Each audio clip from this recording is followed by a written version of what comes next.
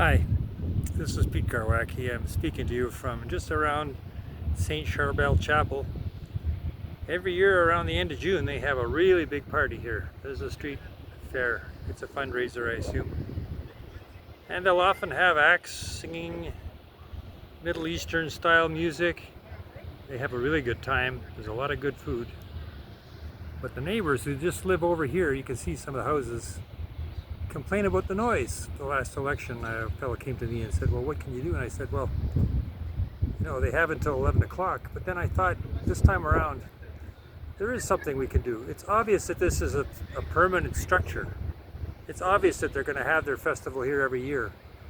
What can we do to deaden the sound in the neighborhoods that are around? Well, I'm pretty sure when they get rocking, it makes more noise than the 417. And I believe that there probably should be a sound barrier around here. And if you elected me as the councillor for Rideau Rockcliffe, I'd make sure the sound didn't rock your walls.